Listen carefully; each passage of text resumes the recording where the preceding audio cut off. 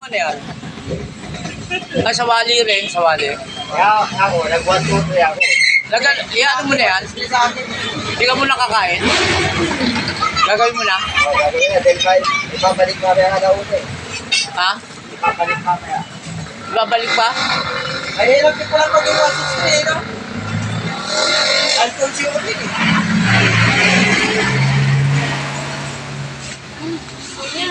Kasi ng video eh.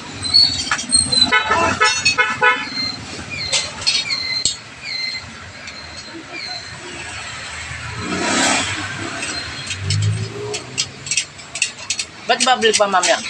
Ibabalik mamaya. Kaya gagawin mo na. May ibang customer. Nauna, may kausap eh. Naka-schedule. Ano po, yan ang balita. Nagpaas ko ang motor ko eh. Meron pa kayo? Ano? Gusto yan. Putol pa daw. Putol. Putol yung isa, kaya ano? Dalawa? Dalang. Shoutout nga pala kay Brother Jamir Magana. Baka makalimutan natin. Nakakalimutan natin palagi. Ano ba paniniwala na yung Brother Jamel? Yan ang pinakapugi sa mundo, no? Ay, sinabi mo pa. Alam mo kung bakit? Kasi sinasabi daw ng magulang niya, sinasabi ng bata siya eh. Tama naman yun. Tama naman yun. Inaano pa nga ako, ginagay yung mga kumpanyero, oh. Tapos pinila ako yung pinapasok mo. Yung patutoy. Boy, malapit na ha. Mag-ready ka. October. Ha? Ngunit hindi po na yun. Tatakbo ba uli si Cap? O hindi na? Pahinga na siya. Hindi na kayo, wala namang gagawin yun eh. Pagka ganun walang magawa, mangungulit yun. Malamang. Malamang sa malamang.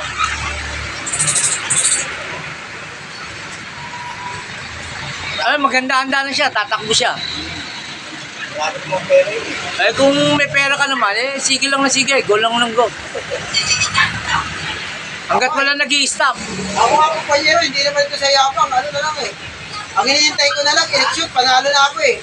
Panalo na ako. Siyempre, Eleksyon na pag lang. na-elect. Pag na-elect. Kumpara niya yun. Ang hinihintay na lang, eleksyon paring Henry. Panalo na ako. Sa totoo lang, hindi naman ako nagyayabog ngayon. Tsaka papasokin ko, Martires, gusto ko. Martires, alam kaya ang ano ko dyan eh. Panalo ka na. Ay, sigurado. Basta Martires, del 26. Del 96. Del 96. Pa, kasaysayan lang tayo. Dalawang baling rayos, dalawa. Dalawa lang? Ha? Ay, isa lang? Ay, di umiingay ano, hindi, pagka ano. Uplong Ano yan. po ayos na? Naka-uplong yan. Ito po ano? Side wheel, maapektuhan yung pasero. Pag may pasero, mabigat.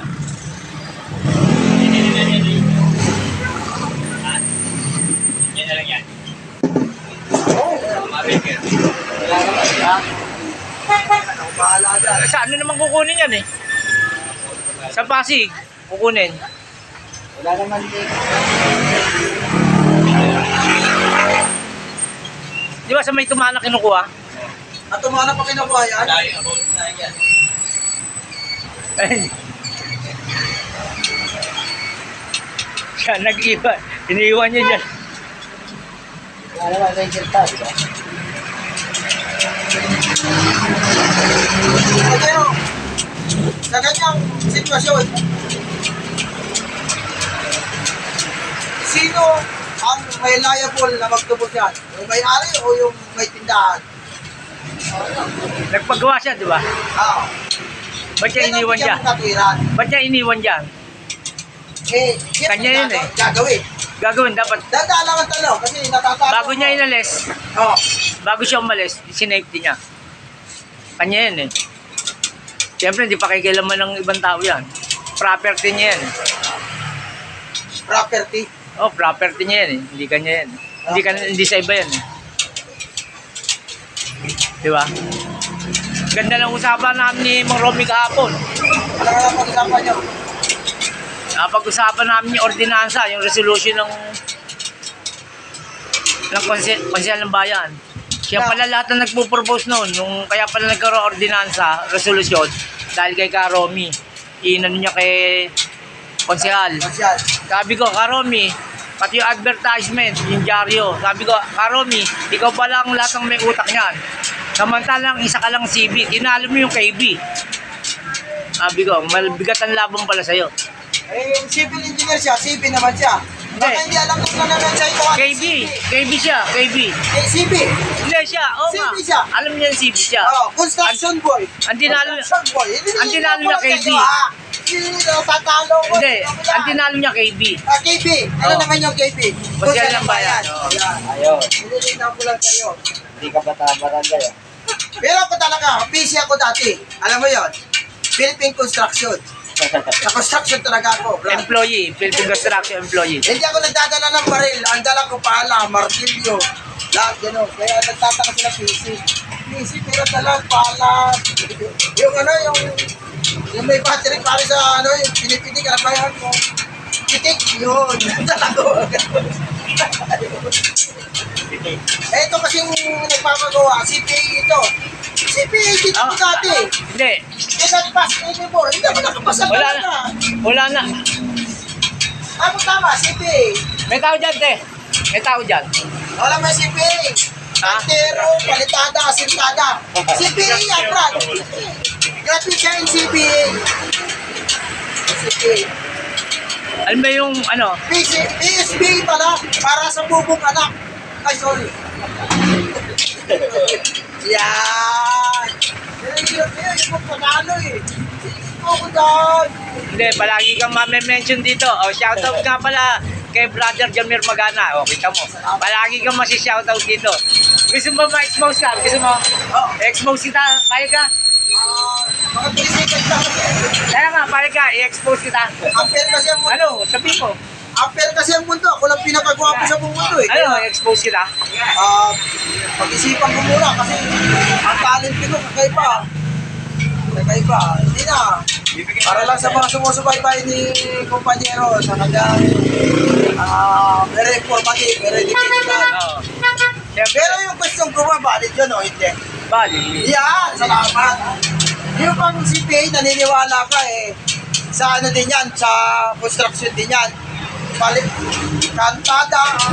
Palitada, asintada, CPA. Naniniwala ka ba doon sa sakit na PTSD? Ay hindi, wala akong ganon. Pang-military lang yung Brad. PTSD? Ah, Naniniwala ka sa sakit na yun? post-traumatic disease disorder yan, di ba? Naniniwala ka ba? PTSD? Yes. Pang-military yan. Hindi. Ano yun? Na-trauma ka eh. Normal sa isang tao yun. PTSD? Ano naman yun? Palaging tambay sa kanto. Pero naniniwala ka ba yung PFP, sakit yan? PTSD pala yun. PFP. PFP. Ano? Sige, sabi mo. Galing na kanin. Ganyan eh. Nangyayarap kayo, yung matalo ka din. PTSD pala yun, mali. Oo. PTSD. PTSD. Marami sa akin nagtatanong, kumpanyero.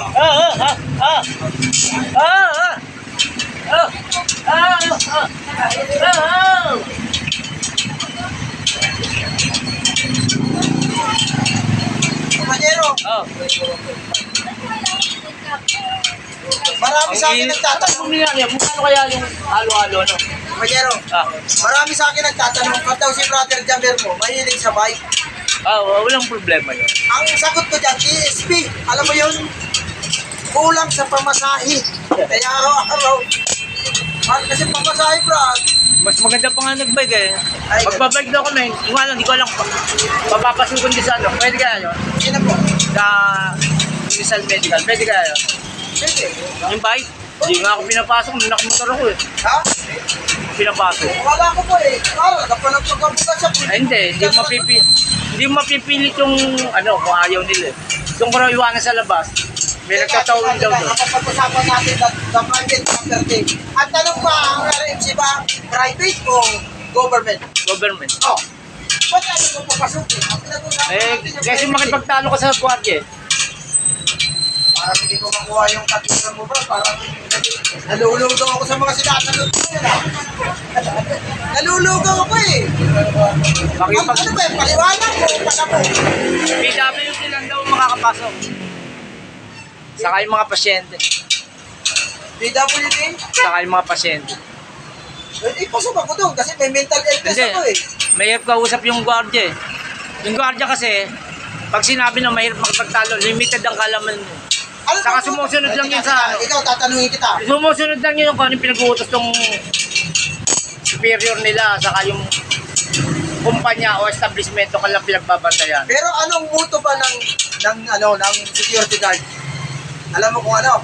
Ano? No ID, no entry, di ba? Pero hindi ka naman eh, di ba may lisensya ka na? Mali ka na naman, di ba? No ID, no entry. Ayaw nga magpapasok. Talaga yan. Talaga yan. Ayaw magpapasok. Mahirap pa mahirap questionin yung tao. Sumusunod lang yung sa inuutos sa kanila. Nababiolate siya niya. Discriminate siya kanyan. May discrimination yun, maliwanag. Saka mali yung polisiya. Pero yung ginagawa nila, ayaw nila maging crowded yung lugar.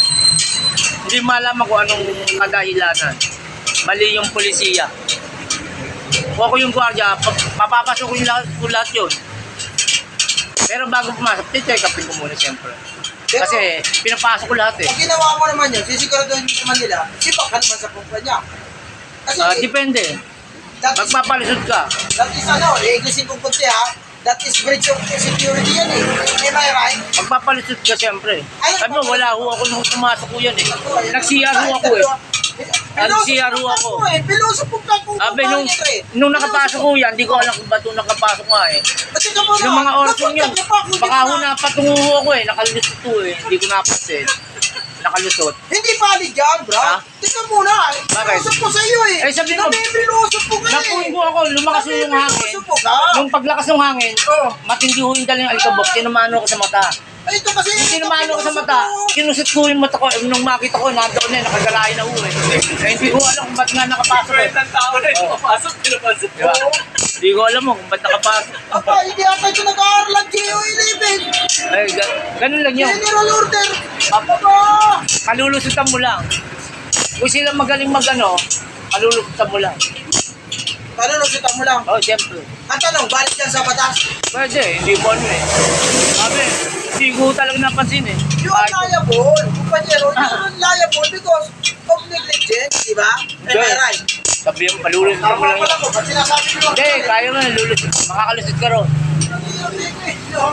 Makakalusot ka ron. Magkakalusot. Oo. Sige, bigyan mo ng line of reasoning. Kailan ka tatanungin na sinabi na liable ka dito pagkakamali? Kailan ka tatanungin? Ay, nandun na yung mga tao sa sumunod. Hindi, kailan ka nga tatanungin? At siya kasi yun yung magtatanong. Ha? Kailan ka tatanungin? Siyempre, of course, Kailan? the investigating party. Am I right? Kailan gagawin yon?